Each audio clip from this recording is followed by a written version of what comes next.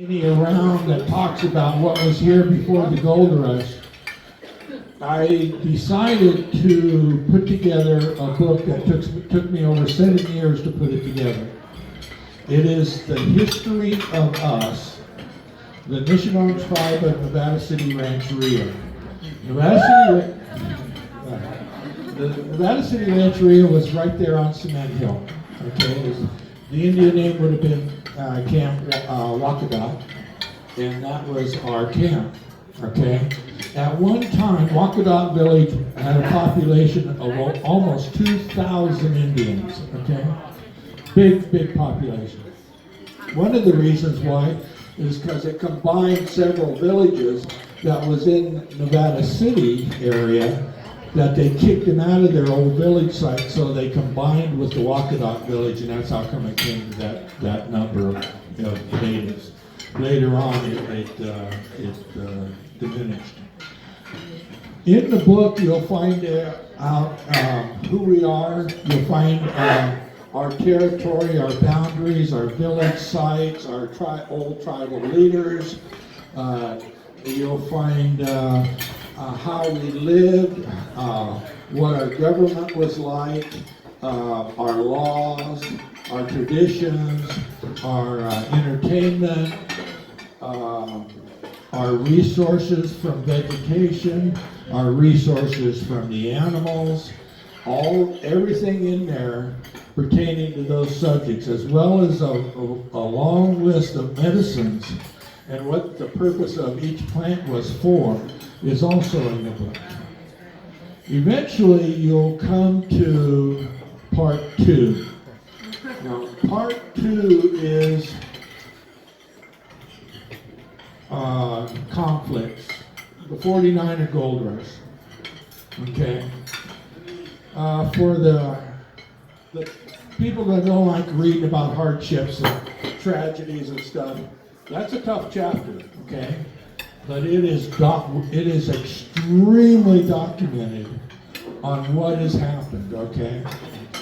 So, but after the gold rush started, the average wage in a mine was 25 cents a day. The first couple of years, the easy gold was gone.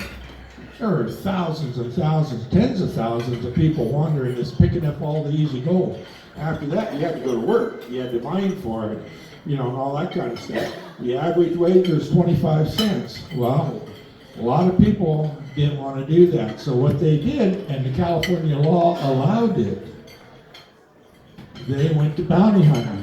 Because California put bounties on Indian heads and Indian scalps.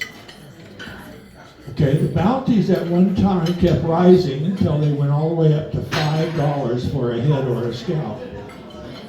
Compare one head or a scalp of $5 compared to a full day's wages of 25 cents. So guess what a lot of the gold miners did? They became Indian hunters. Okay? That was one of the reasons why we downfall. The first governor of the California basically called for the genocide of the red race. We call for the extermination between the white and the red race was going to come, was predictable, and it was going to happen. Of course, every newspaper picked that up, and they just made publications. They're all in the book. The only good Indian's a dead Indian. The only the way to deal with them is cold lead. Just went on and on and on. And basically, everyone joined the bandwagon, and basically almost exterminated us. Our population, which just in this territory around here measured over 7,000. 7,000 of us here. Okay? And probably 2 to 3 times that amount, but I can't support that. Okay? I could support 7,000. 18 years after the gold rush started, we were less than 500. Okay? In the census of 1905-1906, we were 53. The Indian Reorganization Act, we numbered 18. The tribal members you see today that are with you and around with you come from those original 18. We now number just under 150. Okay, fortunately, some of our younger folks are having children, so our population is growing. So, so that's part two of the gold rush, and there's many stories in there about that. Then it comes to the termination problem with my grandparents. My grandparents lived on that reservation as well as many others at time to time. But at the time of termination, they were the only two that actually had a permanent residence there. Okay, I was born there. I lived my first 2 years there. Okay, the government came in when I was 2 years old and removed me as well as my mother, who was only 17, my two aunts, which were 15 and 13, and sent us into foster care. In a very short time, my mom ended up in Sacramento. I ended up in Hills Flat, Grass Valley, and my two aunts ended up in the Bay Area. Okay, so I was never raised by a Native American or anybody of my blood or anybody of my family. I was raised by Nana or Sally, basically an Italian, Czech person, and that's how I was raised. I knew I was an Indian, but I really didn't know anything about it. I didn't know who I was, what race, what nationality, what anything. I was just Indian. And it wasn't until I came back to the tribe, because I knew the tribe existed, and they called me to come in years ago. And so I came back and I joined the tribe, and then eventually the council hogtied me into becoming the tribal leader. So that happened. And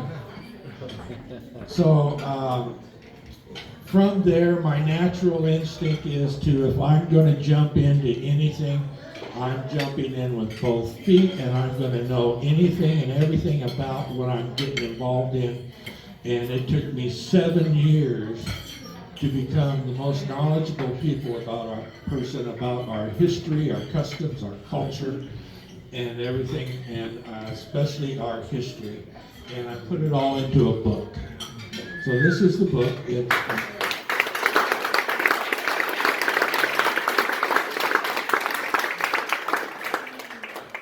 Locally, it's selling pretty well. Nationwide,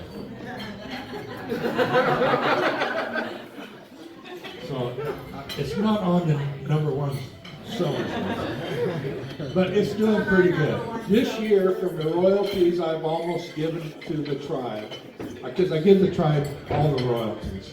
I've given them almost $1,000 this year. I did something very similar to that last year, okay? And so as long as they keep selling, the tribe still keeps getting money. So, where can we buy the book? I'll buy one tonight. I brought a box of books in. My last box is downstairs. I'll sell them at $20. But they're also available at Kit Dizzy, downtown Nevada City, Harmony Books, and the Bookseller. Okay, so you can buy them there. They're also available at Comstock Bonanza, who's the publisher of the book. A wonderful man. He gave me all the newspaper articles dating from 1850 to 1860 or 70. Okay, of his archives of newspaper articles related to anything dealing with the Indians.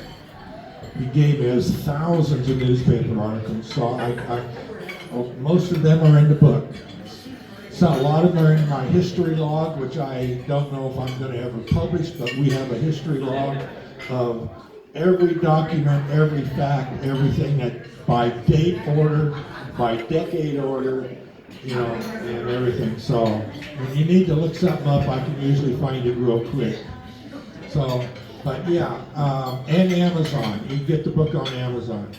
Of course, you got to pay shipping and handling and all that kind of stuff. I'm just selling it for a flat 20 down below. I paid sales tax has already been paid and everything, so it'll save you money if you wish to get it tonight. Is there any questions? I see one. I don't have a question, to go along with your story, when taking the white man area, Mike